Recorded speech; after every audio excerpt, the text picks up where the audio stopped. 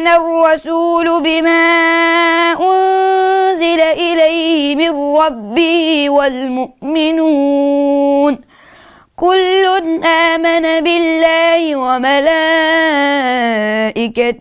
وكتبه ورسله لا نفرق بين أحد من رسله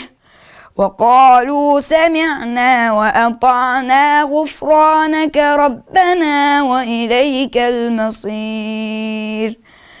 لا يكلف الله نفسا إلا وسعها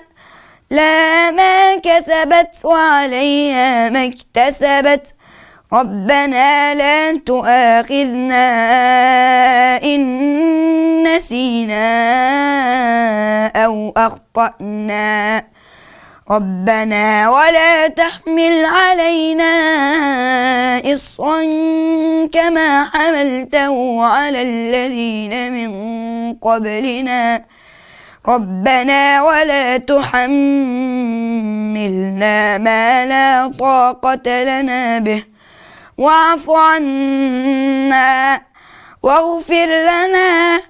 وارحمنا